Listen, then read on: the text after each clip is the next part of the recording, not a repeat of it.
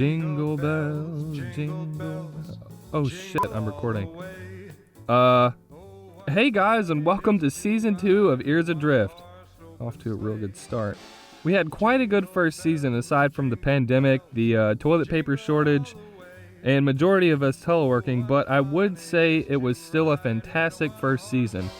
And to all of you listeners out there, thanks for sticking with us. Here's what to expect for season 2.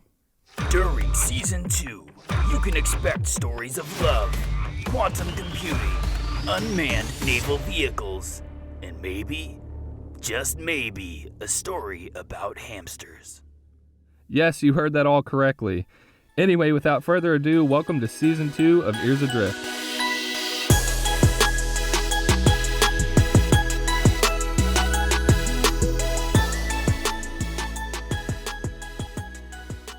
In case you missed the Christmas lights, snow, Christmas decorations online and in stores, it's the holiday season, a time for families and friends to gather, even virtually, to spend time together, eat country ham, and for your kids to open gifts while you sit back with a video camera hoping for a nice pair of pajamas. In all seriousness, this is a time that a lot of people cherish, especially service members. When you sign that dotted line to commit your life to the Navy, you're aware of missing holidays, birthdays, anniversaries, and so on, but unaware of just how it'll make you feel. There was one that stood out. That was when we were going to Japan, right? The home port change. This is my old LPO from way back when I was an undesignated airman. Now he's Chief Ray Holland. And I remember just walking around. I had a GoPro at the time. I was just walking around with the GoPro, just recording stuff. And I remember that night, it was me, Jones, and the Flowers. We was in the gym, right? And something. I could just tell like all day my mood was just down, you know, because I think I was just on deployment. But you gotta put on this face and this role as if like you're leading everybody, so you gotta be the strong one, you know. But I remember it was like something happened. We was in the gym, and it was everything was just hitting me at one time. So then I was like, hey, I'm done working out. And usually they'll probably get on me, but like, nah, man, we got more to do. But I think this day they were just like, nah, it's cool, man. Go ahead, do what you got to do, you know. And I went to the office. And I remember I called my wife, and she was like, hey. And then I swear, I just broke down crying, you know. It was like so many days you just trying to be strong, but it was just like one moment I just couldn't. The feeling comes on strong and sometimes all at once. Chief Holland was the first person I recognized as an actual leader. But this goes to prove that even leaders, after years of deployments, can still feel the struggle of not experiencing the holiday with family. Because deployments are always going to be hard on anyone with a family or even if they're single, especially around the holidays. However, the ship does its best to make sure you still feel, even if it's just a little bit, the holiday spirit. The WASP did a great job at trying to keep the morale up. This is MA1 Cornier, a master at arms on the USS Wasp, and he said, those CSs, I mean, they go full force and they set it up, and it's not just throwing something on a plate. You know, they decorate, they go out of their way, and it's those little things that remind you of home, and those little things that help you realize I'm not alone in this, and here is somebody trying to get me through it, wanting you to experience a holiday. Whether it be Thanksgiving, whether it be Christmas, any kind of a holiday you might celebrate, they're here for you. Your brothers and sisters on this ship are amazing. And I could tell you personally, as such a hard time that I had, especially at my first year on this ship, if it wasn't for my brothers and sisters, you know, I wanted to quit a long time ago. Through the laughter and through the humor that we bring to each other to help us get through some of the darker times, some of the tougher times, and how our first class mess really puts in forth and really takes recognition of each other. It's an all hands effort. I know that term might be used a lot, but it's so true. And he's absolutely right. One of the reasons I joined the Navy in the first place is to become part of the Brotherhood of Sailors and develop lifelong relationships. In my first ship, the USS Wasp did not fall short of helping me find those friends. Anyway, back to MA1. So your friends on the ship help make it bearable. So that's what you're going to walk away with. That's what I hope people walk away with.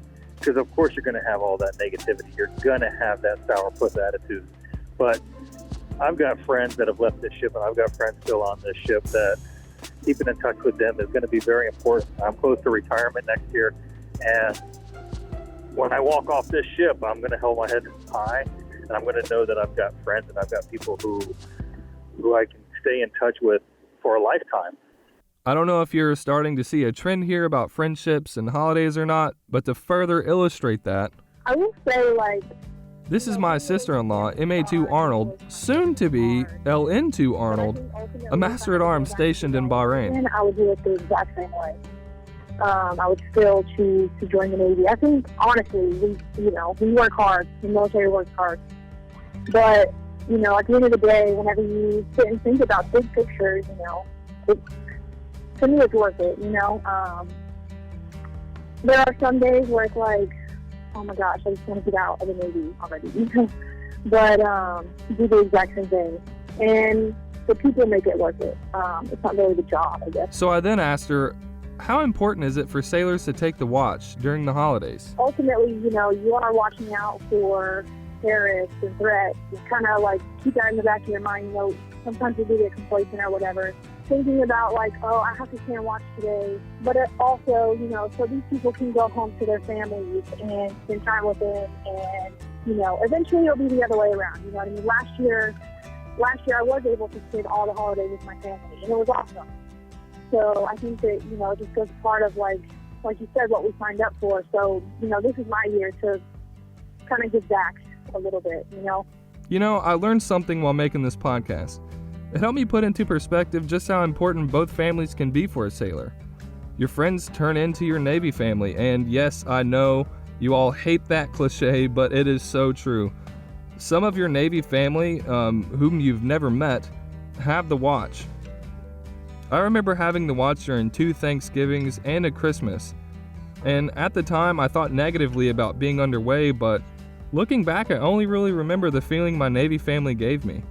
We spent every day together, but the holiday kind of made it special.